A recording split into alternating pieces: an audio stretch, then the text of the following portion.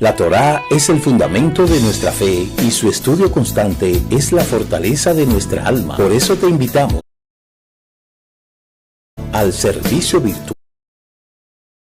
Mira cuán bueno y cuán delicioso es habitar los hermanos juntos en armonía, todos reunidos desde muchas partes del mundo, concentrados en el servicio virtual para las naciones, la recitación de la Midá y el Shema, la lectura de la Torá, la bendición arónica y la exposición de la Haftará forman parte de las bendiciones que recibimos en cada Shabbat. Transmisión en vivo por nuestro canal Raíces Hebreas de la Fe RD. Visite nuestra web www.ministeriodirectoalcorazon.com y síganos en todas nuestras redes sociales. Les esperamos cada Shabbat a las 10 a.m. en el servicio virtual para las naciones. Shalom Ubraja.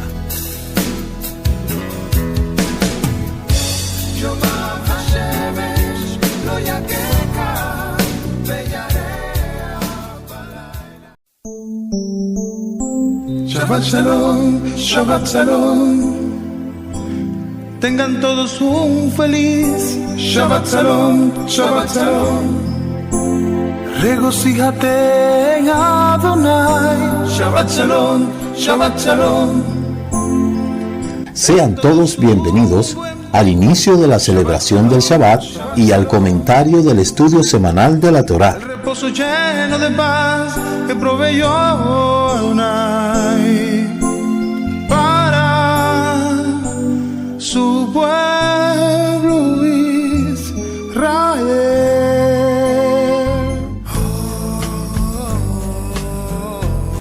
Shabbat Shalom, amados, Shabbat Shalom, buenas noches, que el Eterno le bendiga y que el Eterno le guarde. Le damos la más cordial bienvenida a este programa semanal, la introducción de la porción semanal de la Torá. Quien les habla, su amigo y hermano en el Mesías, el Roé Ricardo Mojica, y somos el Ministerio Mesiánico Internacional Directo al Corazón, anunciando la restauración de Israel y de todas las cosas. Declara la Escritura en el libro de Shemot, Éxodo capítulo 13, verso 16 al 31, que los hijos de Israel guardarán el Shabbat, cumpliendo con él de generación en generación, siendo este un pacto perpetuo, una señal entre el pueblo de Israel y yo, porque en 6 días Elohim creó los cielos y la tierra, y en el 7º día descansó. Así declara la Escritura. Muchas gracias a ustedes que nos están sintonizando a través de nuestro canal Raíces Hebreas de la Fe, y aquellos que nos sintonizan a través de TV Luz, canal 17, y de La Voz de la Luz, 88.7. Hoy en esta semana tenemos la Parashá Shemot, nombres. Se encuentra en el capítulo 1 del libro de Éxodo. Éxodo es la traducción latinizada del libro de Shemot, pero Shemot significa nombres y Éxodo significa salida. La relación que existe entre estos nombres es que uno se relaciona con el nombre que el Eterno le da al pueblo de Israel como nación ya, y respecto al nombre de Éxodo se relaciona con la salida. Pero de toda manera ya nosotros hemos conocido lo que es toda esta situación que se da cuando se traduce los nombres. Cuando se traduce los nombres de un idioma a otro, pierde la esencia, adquiere otro significado. Y esto es un error garrafal porque los nombres propios no se traducen.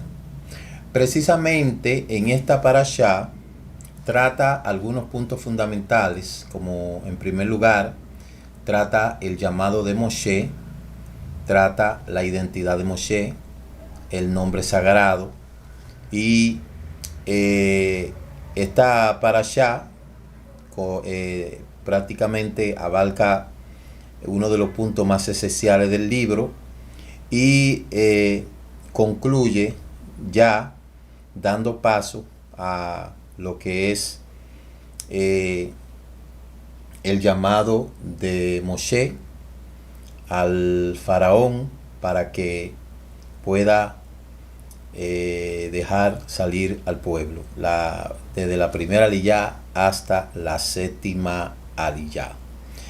Iniciando de una vez con lo que es el tema de la parashá, en la primera aliyá comenzamos leyendo que los hijos de Israel fueron fecundos y aumentaron mucho y se multiplicaron y llegaron a ser más poderosos en gran manera y la tierra se llenó de ellos.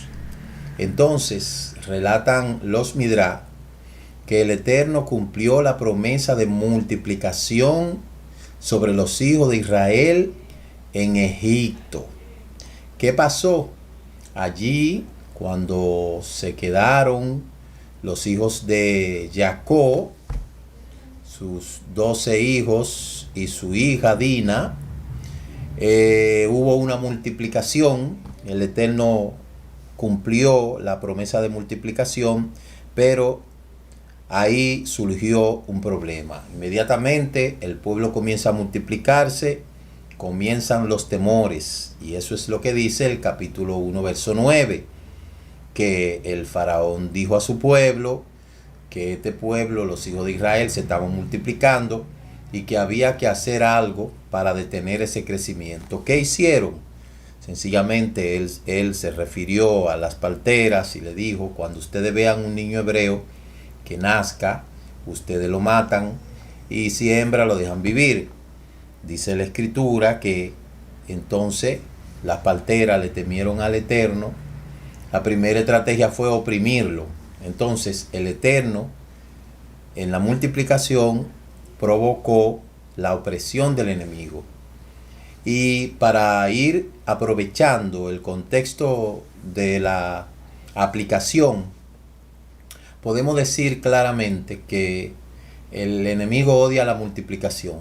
Y cuando veas que tú te estás multiplicando, cuando me refiero a una multiplicación, esto se tiene que dilucidar, porque no se trata específicamente de tener muchos hijos. Aquí se habla del crecimiento. Puede ser un crecimiento físico, espiritual, profesional, familiar, pero todo lo que el Eterno provea, que crea multiplicación, esto va a despertar la envidia, el recelo y todas esas cosas. Entonces, allí la multiplicación provocó celo, y que la primera estrategia fue del faraón: oprímanlo.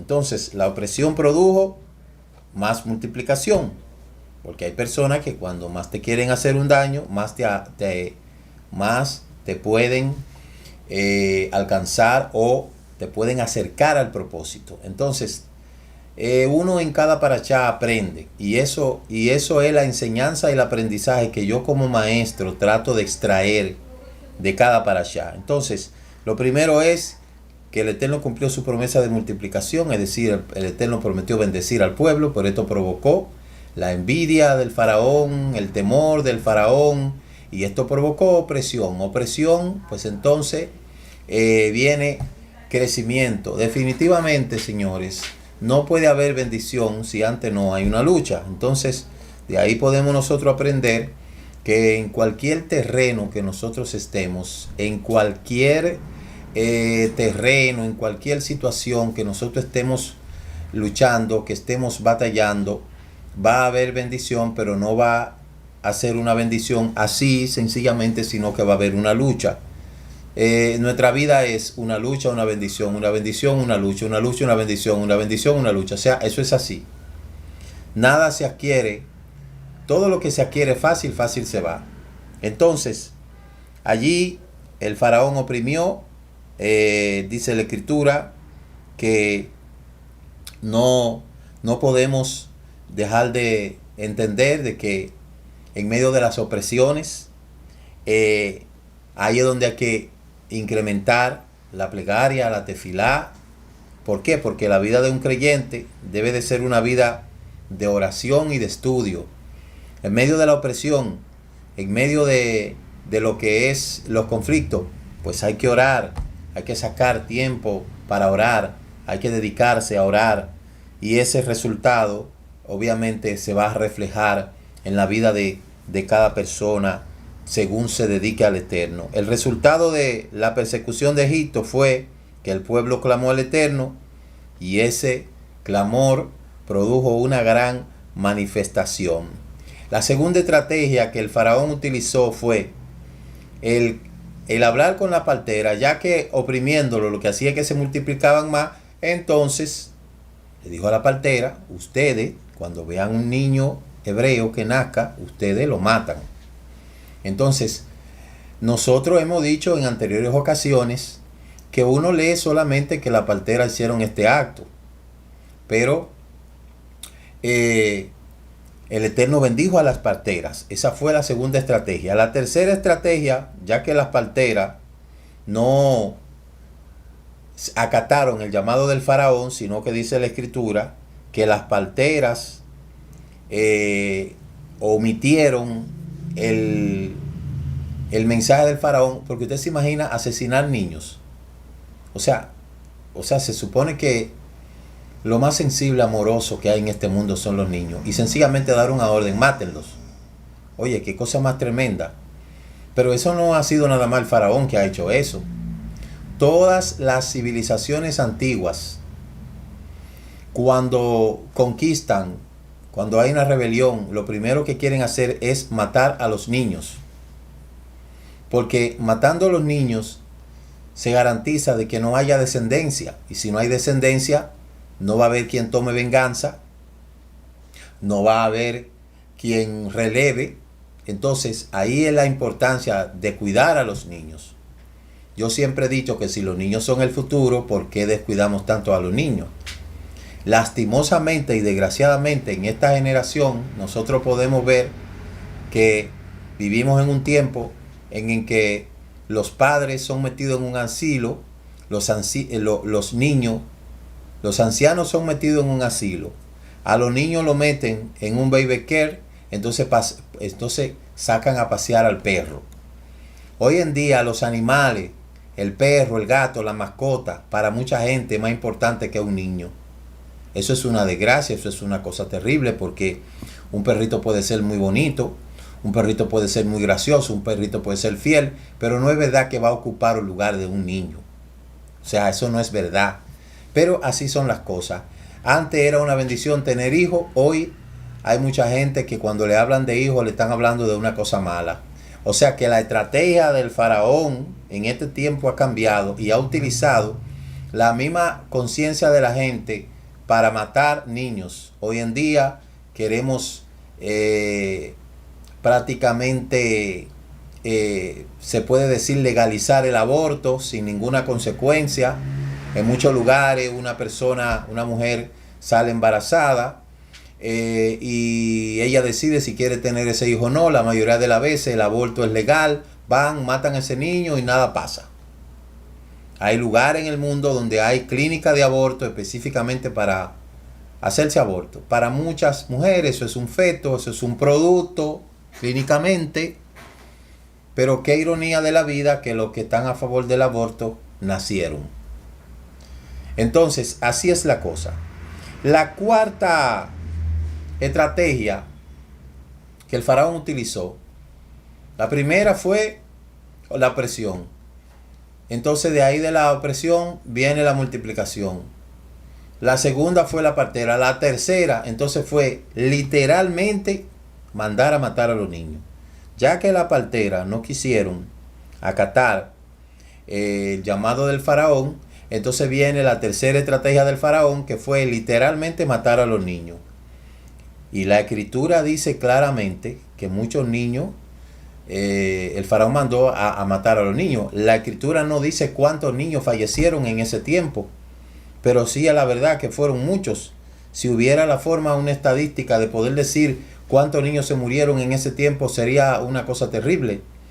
Entonces ahí es donde Moshe, pequeño, su hermana Miriam, a su madre Jocabé, lo tiene, pero no puede ocultarlo por mucho tiempo. Ahí es donde lo coloca en el río Nilo, y ahí entonces donde la hija del faraón lo adopta y le dice que ese es un niño hebreo, pero que ella lo va a criar. Y es ahí donde se le da el nombre a Moshe, que Moshe en hebreo lo que significa sacado del río. Entonces, imagínense, Rashi dice que él usó barro por dentro y brea por fuera, así que el niño no sentía un olor fuerte a brea, porque imagínense, allí la hija del faraón la cría, y luego cuando el niño creció, ella lo lleva a la hija del faraón y vino a ser suyo, y le puso por nombre Moshe, porque dice que lo había sacado de la agua. Luego Moshe crece. Moshe, imagínense, ese es el segundo aspecto más importante de la parashá. Moshe crece, Moshe ya es un joven. Entonces de repente ve que hay un egipcio que está maltratando a un hebreo. Entonces él viene y mata al egipcio. Entonces ahí hablamos del tema de la identidad. Ahí es donde nosotros podemos decir que aunque yo no nací en Israel, Israel nació en mí. Y le decía en esta semana que uno de los puntos menos entendidos de las religiones es el tema de la identidad. La identidad es algo fundamental en el tema, en cualquier aspecto, ¿verdad? La identidad. Si pudiéramos decir qué es la identidad, esto es una palabra que puede decir identidad personal e identidad cultural. La identidad personal se relaciona con mi sexo, mis características, con lo que yo me identifico como hombre, pero la identidad cultural, que es un conjunto de valores, de creencias, de tradiciones, es un símbolo de comportamiento que caracterizan a un grupo social. La definición de identidad cultural se desarrolla a partir de la interacción entre las personas y su entorno. Se transmite de generación a generación y es un elemento que coacciona a un grupo social. Entonces, el pueblo de Israel en Egipto, en Gosén, tenía su cultura. Moshe creció bajo una cultura egipcia. Entonces mire cómo la transición de la identidad personal de Moshe sencillamente se vio quebrajada, porque se supone que si Moshe nació bajo una cultura egipcia, una cultura pagana, sabemos que ya la identidad cultural se relaciona con todos los elementos que componen la cultura de un pueblo. Entonces fíjese cómo Moshe, haber crecido en medio de una cultura pagana, entonces mire cómo es impactado entonces por ese modo vivendi de los hebreos. Aunque sabemos que si la hermana de Moshe lo crió, pues obviamente ahí hubo una interacción donde tuvo dos influencias.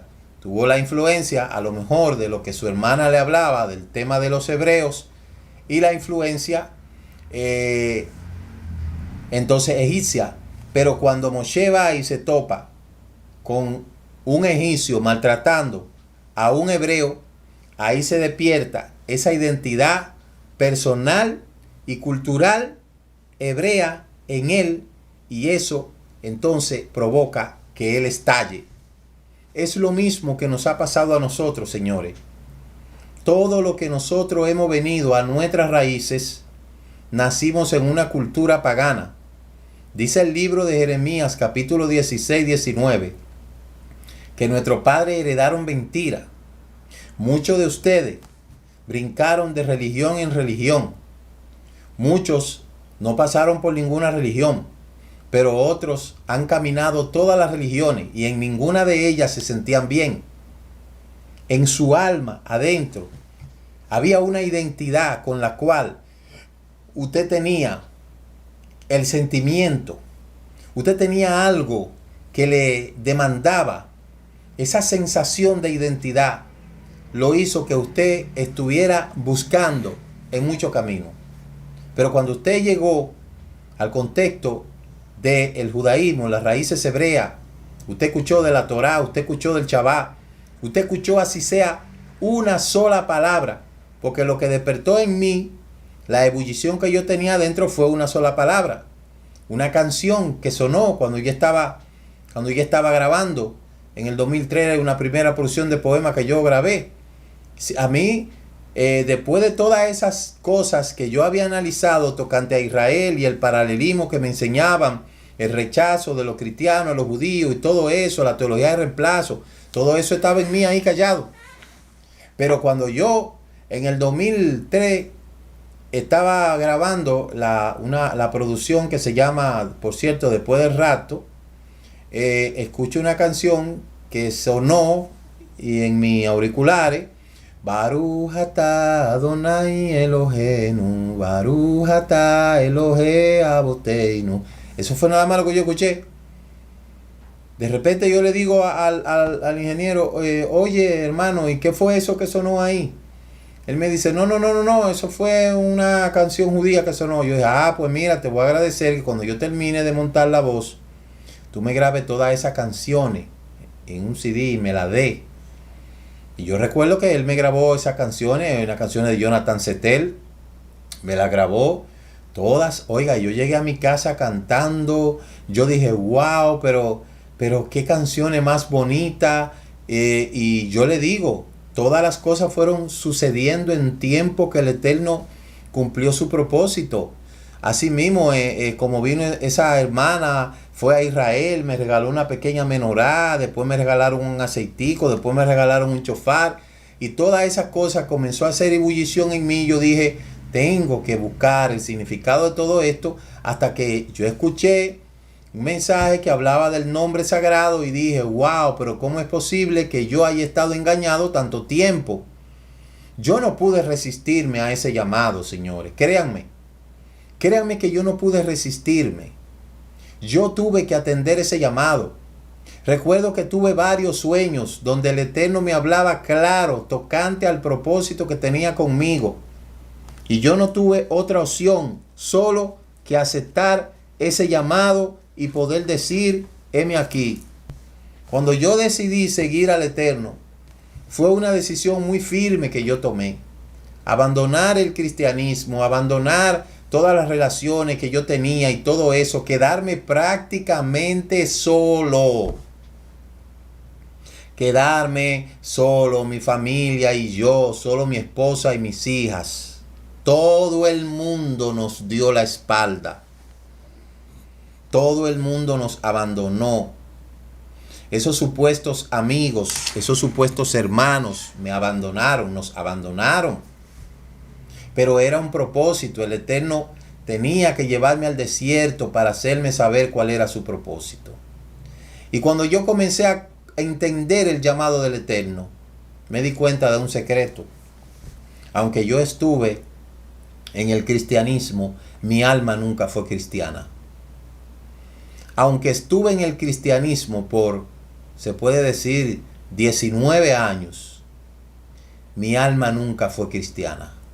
Mi alma siempre fue hebrea, con inclinación judía. Y cuando yo comencé a estudiar, comencé a conocer lo que es el estudio de la Torá, de lo que es la Parashá, de lo que es el nombre, dije, wow, ¿en dónde era que yo estaba? Y allí hubo muchas cosas, tuvieron que pasar muchísimas cosas. Allí a Moshe le sucedió lo mismo. En medio de esa identidad, de esa transición, Moshe no le quedó otro remedio sino que huir de Egipto. Yo no huí de Egipto, yo me quedé en Egipto. Y dije, yo voy a pelear la pelea aquí en Egipto. Y no fue fácil para nosotros. Entonces, ciertamente, Moshe tuvo que pagar un buen precio.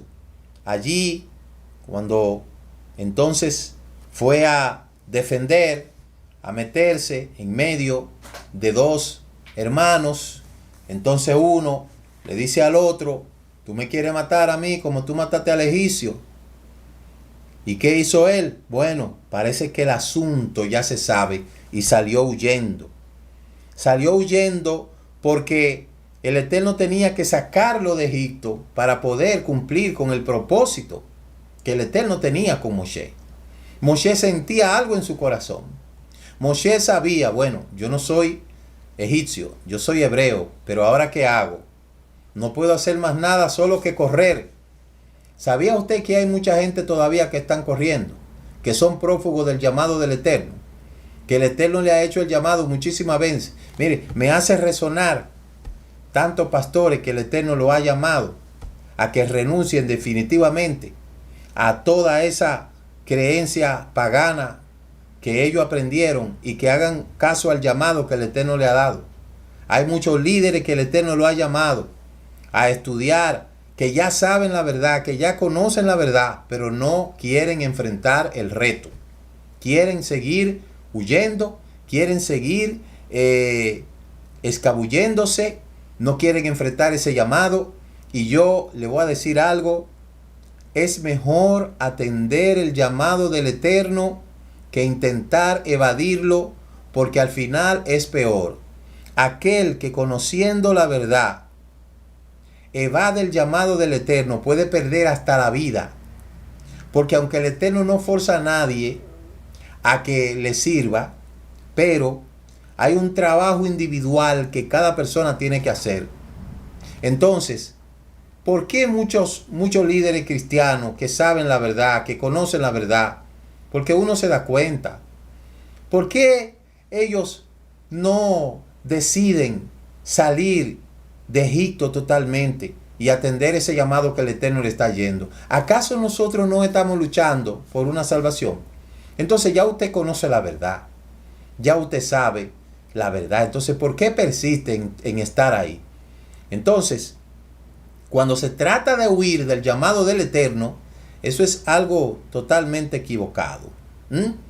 Moshe salió, tuvo que salir huyendo, a correr. Pensaba que corriendo él iba a evadir el llamado. Y entonces, una vez él está tranquilo allá en Midian, él se olvidó de eso, como mucha gente que se han olvidado de eso. Intentaron iniciar el camino de la restauración. Yo conozco muchísimos líderes que han intentado, y cuando están comiendo cepinino, comienzan a atacar lo que del concilio, que los hermanos de la iglesia, que no sé qué. Entonces, hacen así, y se acobardan, y se esconden, y se olvidan de todo, y se quedan ahí. Se ponen a hacer otras cosas, pero ellos saben que tienen un llamado. Entonces se ponen a hacer otras cosas. Pero llega un momento en la vida del hombre que cuando usted está llamado para hacer un trabajo en este mundo, no importa las veces que usted quiera huir, el Eterno te va a llamar. Y allí viene entonces cuando el Eterno se le aparece a Moshe en una zarza, en un árbol que estaba ardiendo. Y sabemos que el Eterno tiene muchas manifestaciones. Se habla de los 13 atributos del Eterno. La Escritura habla de los 7 atributos del Eterno, de cómo el Eterno se manifiesta de muchísimas maneras. Entendamos algo, amados hermanos y amigos que me están escuchando.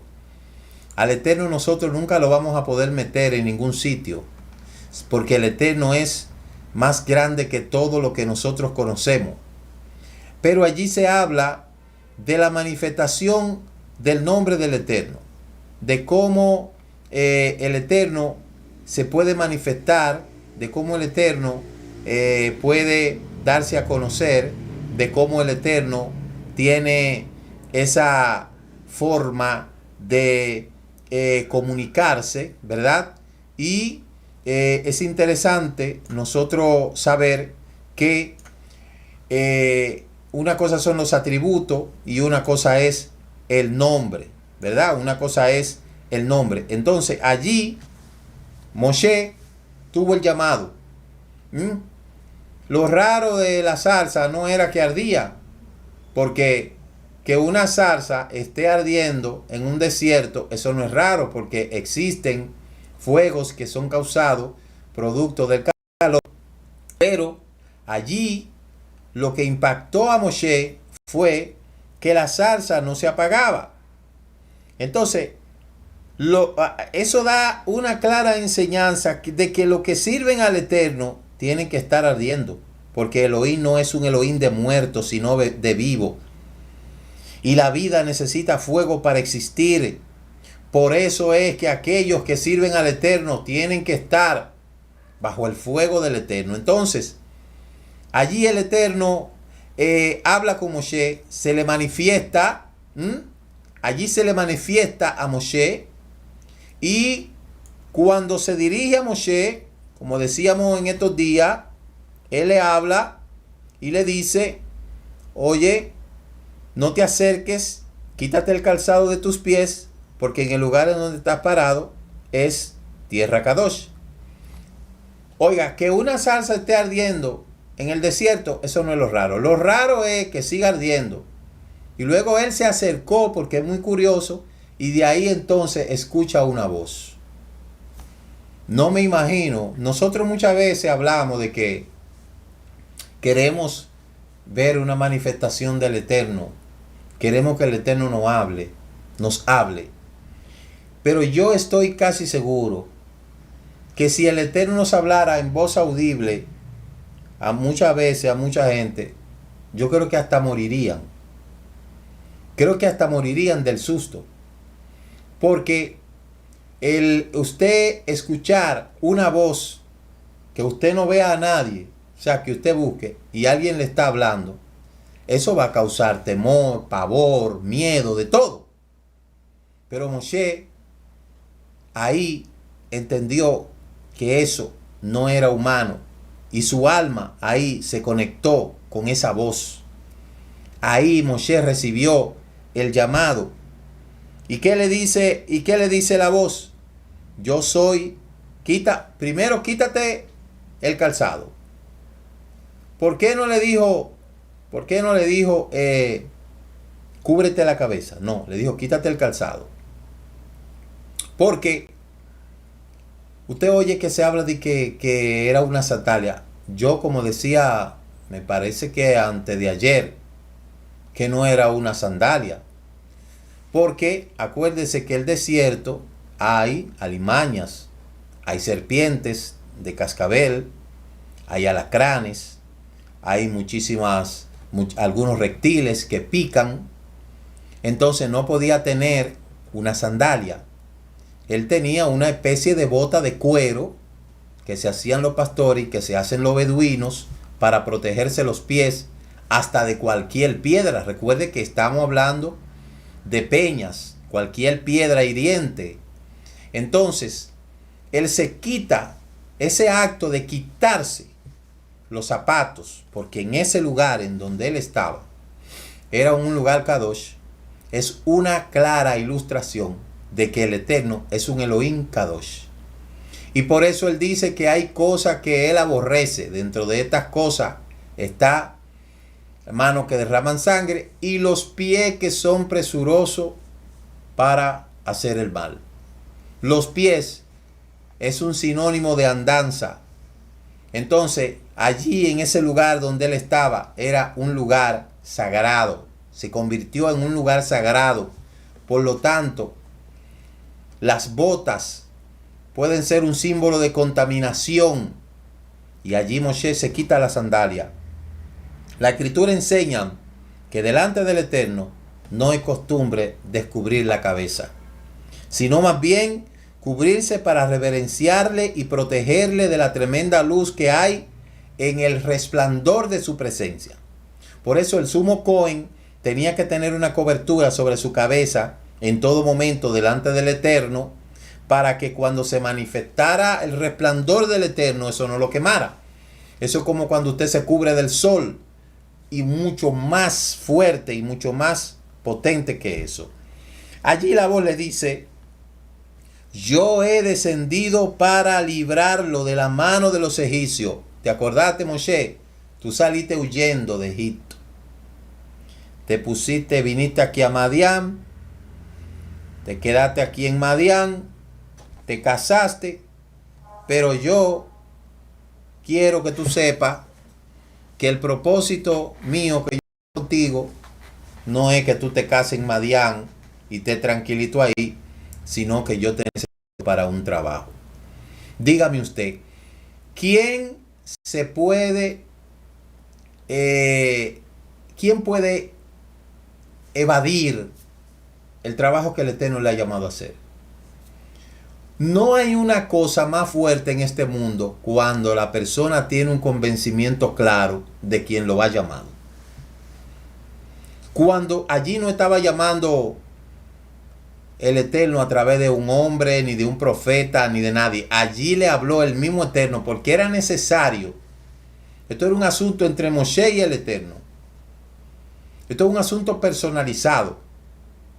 Yo siempre he dicho que cada persona que está ostentando un ministerio, que está desarrollando algo, tiene que preocuparse en saber si ciertamente fue el Eterno que lo llamó a eso. Porque si el Eterno lo llamó a eso, usted puede tener la plena seguridad que el Eterno lo va a respaldar. Con el llamado no se inventa. Si el Eterno lo llamó a algo, no tenga miedo, que el Eterno lo va a respaldar. ¿Y qué dice allí? Yo he descendido para librar a mi pueblo.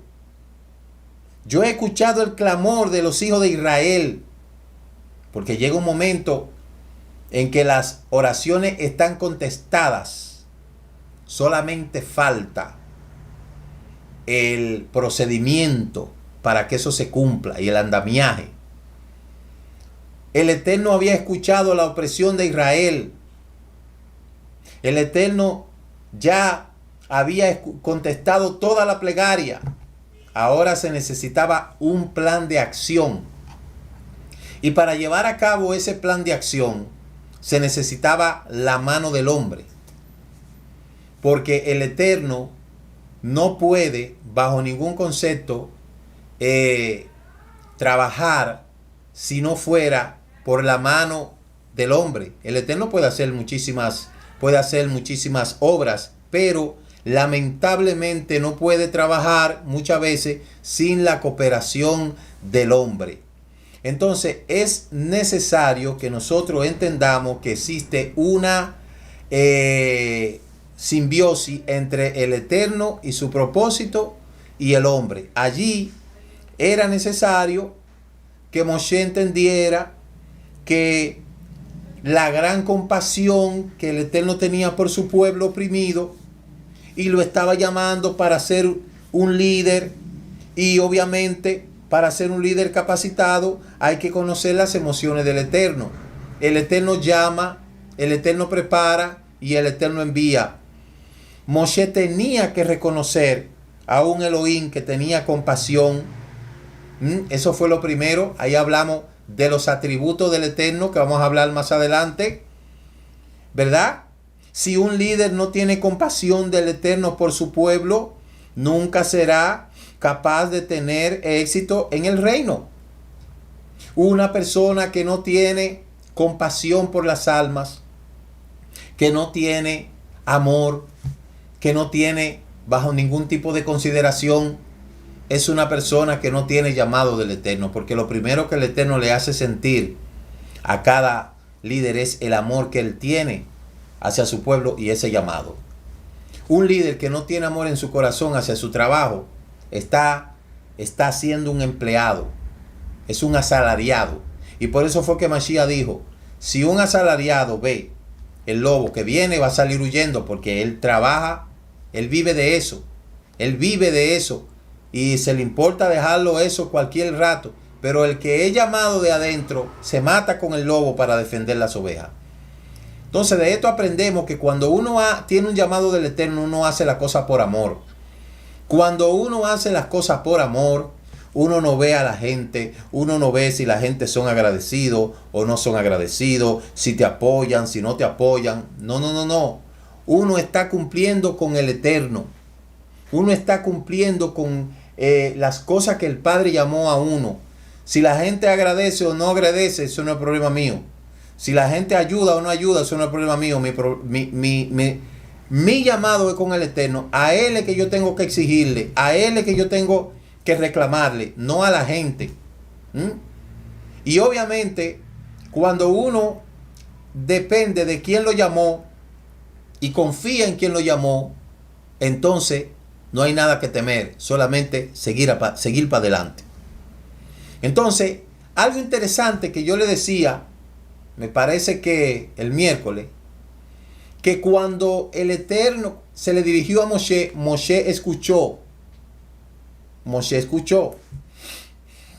Moshe prestó atención, y después que Moshe escuchó los planteamientos del Eterno, entonces vino la respuesta. Lo primero que Moshe dijo fue: ¿quién soy yo? ¿Quién soy yo? Un pastor que salió huyendo de Egipto. Vivo aquí en Midian. Lo que tengo es una vara en mi mano. Brego con ovejas. ¿Qué probabilidad, qué posibilidad hay de yo ir y que hablar y que con Faraón? Moshe humanamente dijo: esto es imposible. Porque a veces nosotros no nos conocemos ni nosotros mismos. Pero había algo que Moshe tenía que despertar en él, que él mismo no sabía. ¿Por qué? Porque ya Moshe había perdido ese orgullo, esa soberbia juvenil, esa inmadurez que tenía cuando intentó liberar al egipcio. Usted se acuerda que mató al egipcio. Él lo quiso hacer con su corpulencia, con su fuerza. Entonces me parece que Moshe dijo: pero era que yo estaba loco.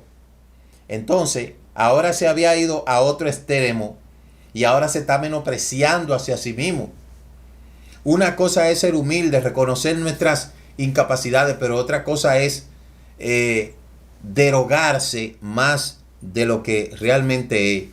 En esa primera objeción que presenta ante el llamado divino, rehúsa obedecerlo. 5 veces le dije: no, Eterno. Oiga, no era un hombre que le estaba diciendo. Era el Eterno mismo. Oiga, Moshe era valiente. Al mismo Eterno. Yo he escuchado cosas que el Eterno habla a mi corazón. Y yo digo: sí. Porque mire, ¿cómo uno se va a poder replicarle de que al Eterno, a Elohim, a aquel que tiene el poder de desaparecer a uno si lo quiere, uno se va a poner a replicarle? Él dijo: no es que yo no soy nadie. ¿Quién yo soy de que para yo ir allá al faraón? Entonces Moshe ahí sintió su impotencia, su incapacidad. Dijo: no es posible esto. Entonces el Eterno le dice: he aquí que yo estaré contigo, y la señal para ti es que yo soy el que te ha enviado cuando yo vaya y saque al pueblo. ¿Cómo? ¿Que tú eres quién eres? Ajá, el yo soy, pero ¿quién tú eres? Entonces el Eterno ahí es donde le dice a Moshe: mira, Moshe, Asher Ayet Asher, yo soy el que soy. Y ahí es donde habla de los atributos del Eterno, de ese precioso nombre sagrado. Yud, Heit, Bat, Heit. Le dije, dice: yo seré el que seré. Así dirá a los hijos de Israel: seré, me ha enviado a ustedes. Dijo Elohim a Moshe: así dirá a los hijos de Israel: el Elohim de vuestros padres, de Abraham, de Isaac, de Jacob, me ha enviado a ustedes. El que seré, mírelos. El Eterno tiene muchísimos atributos, pero hay 13 atributos principales. Primero, el atributo de la misericordia, que se dice Gesed. Gesed se traduce como gracia. Gesed, misericordioso. Rahem, Vehanun, prodigio en Gesed. El Erech, el Apan, el Vetrach, Gesed, el Velemet, el que persevera en bondad. para millares, que perdona la iniquidad, la rebelión, el terror.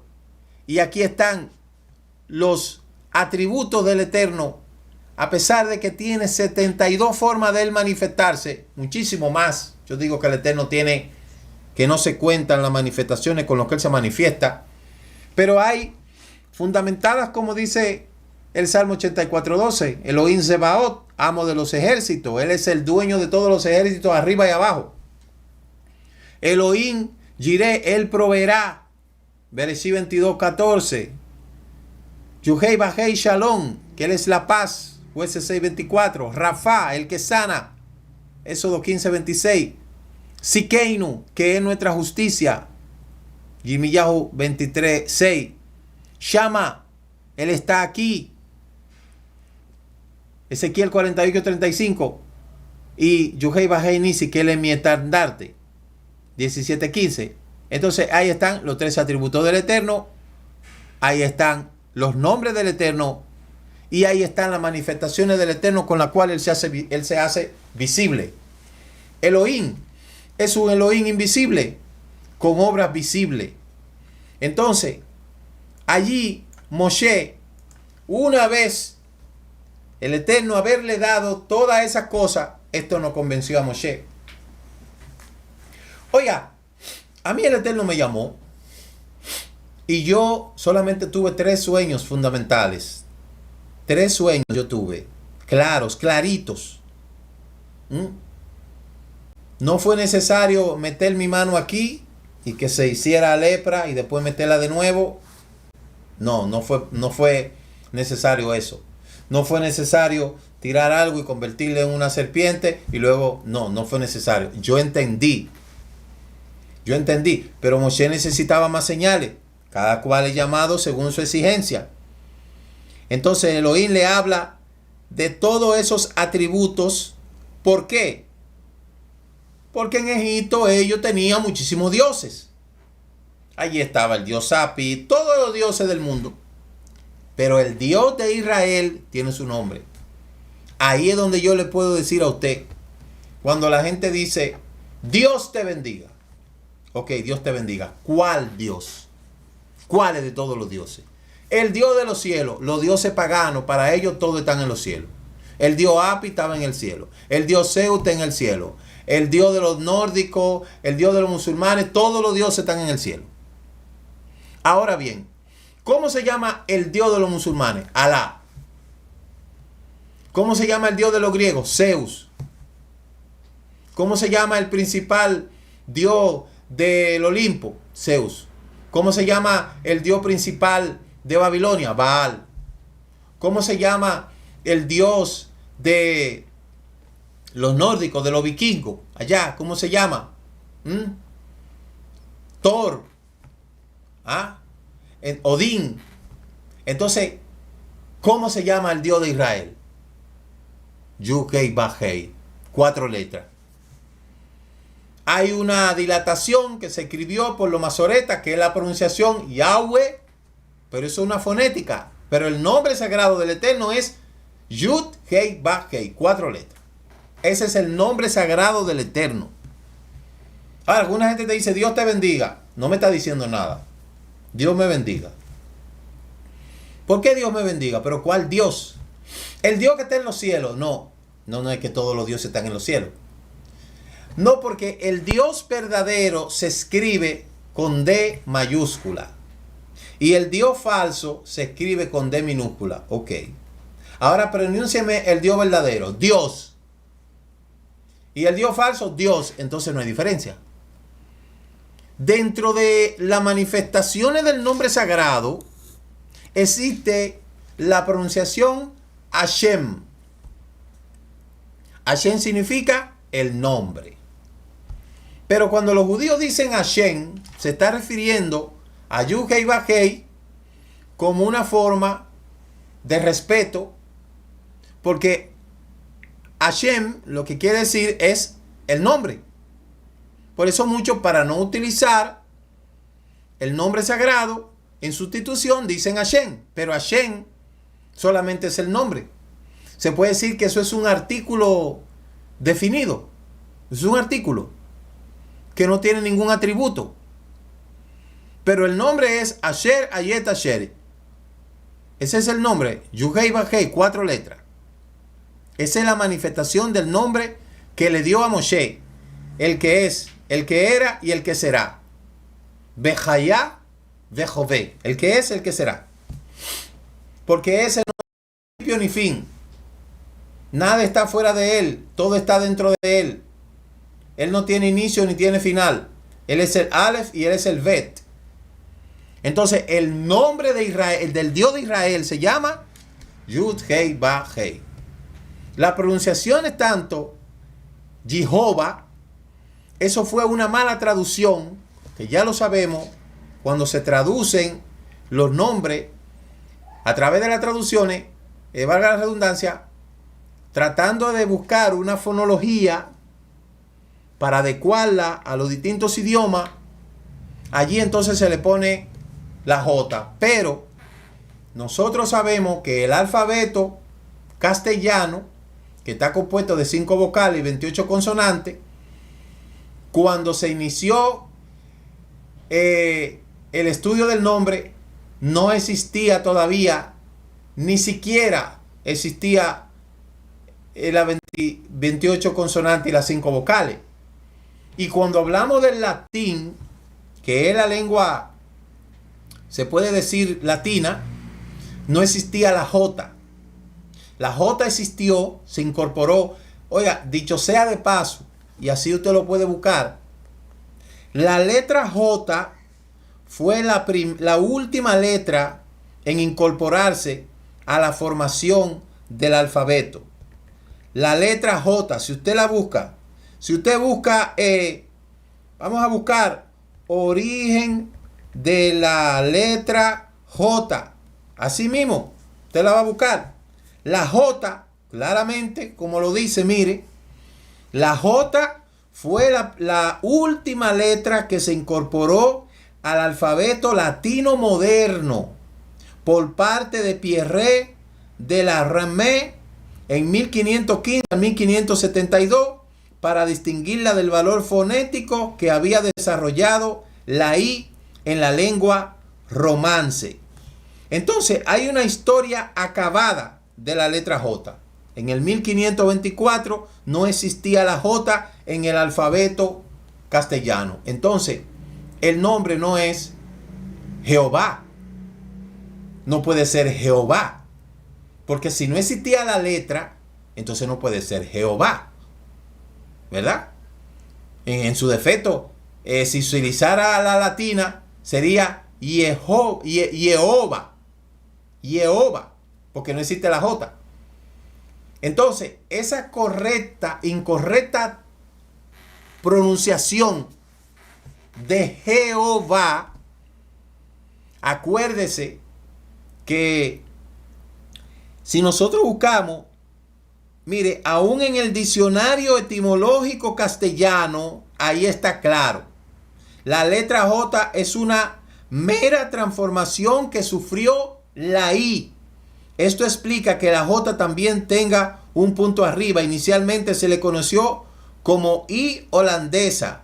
Y la letra I deriva de la 10ª letra proto-sinaítica de Yud o brazo. Entonces ahí, cuando se le pone la Yud, se toma la I. Entonces ahí es donde se convierte en J. Pero 4 letras con la J delante, sustituyendo la Yud por la J, no tiene ningún tipo de significado. Hay una completa gama de explicación tocante a eso. Y ya para este tiempo yo creo que estamos lloviendo sobre mojado. Jehová no es el nombre del Eterno.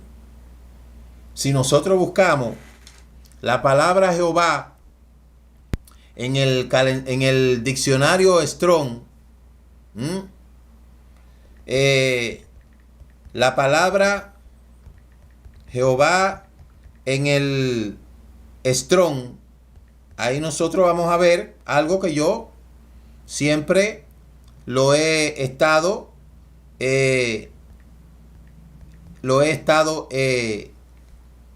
enseñando por muchos años. Que aquí hay una cosa que habla directamente de lo que significa la palabra Jehová. Si buscamos el significado de el nombre de Jehová, significado del nombre de Jehová en el diccionario bíblico Strong, entonces nosotros vamos a verificar lo que significa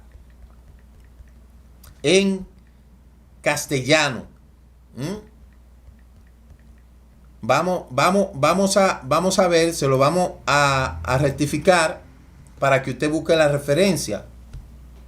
Si usted busca el diccionario bíblico Strong, usted se va a dar cuenta que la partícula G lo que significa es miren. Y Jehová lo que significa es calamidad. Entonces, si unimos G con Jehová y formamos Jehová, ¿qué es lo que dice? Miren la calamidad. Entonces, la calamidad es uno de los atributos de los dioses del Olimpo. Allí están todos esos dioses del Olimpo. Zeus, ahí está el Hades, ahí está el Gienón, ahí está un sinnúmero de dioses que representan todas esas cosas.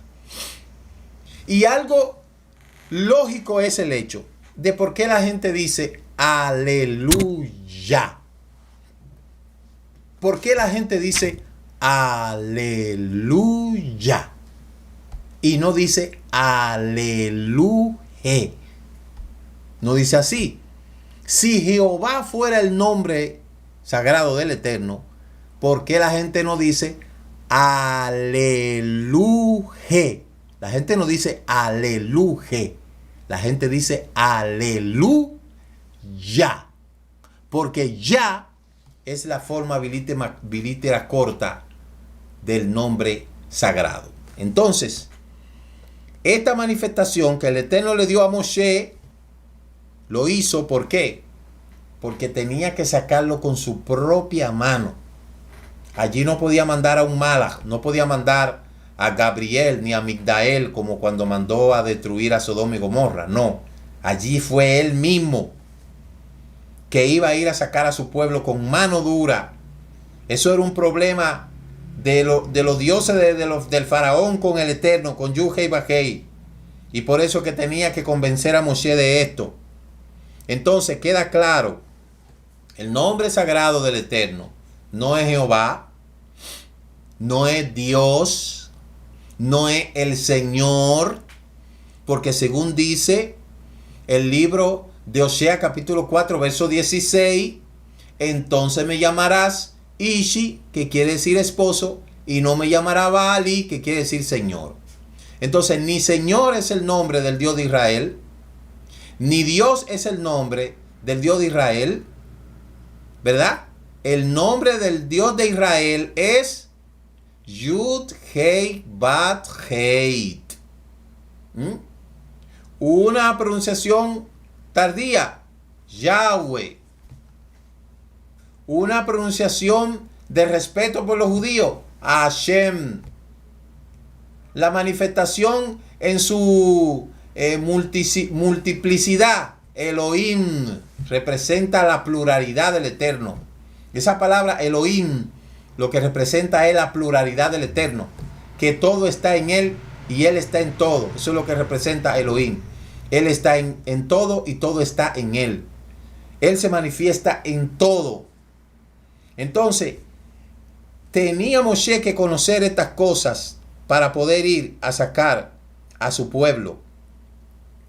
De otra manera, no pudo él ser convencido. El Eterno tiene un encuentro personal con Moshe y le dice, ya tú me conoces, ya tú conoces la misión que yo te tengo para ti, ya tú sabes cuál es. Ahí, en el Sinaí, el Eterno le dio a Moshe El objetivo general. ¿Cuál es el objetivo general? Sacar a Israel del pueblo. Objetivo específico. Vete al faraón, vete a los ancianos, vete al faraón, vete al pueblo, vete a los ancianos, vete al pueblo, vete al faraón. Esos fueron 3 objetivos específicos. Vete a los ancianos, vete al pueblo y vete al faraón. Entonces, ahí se manifiesta las inclemencias del llamado.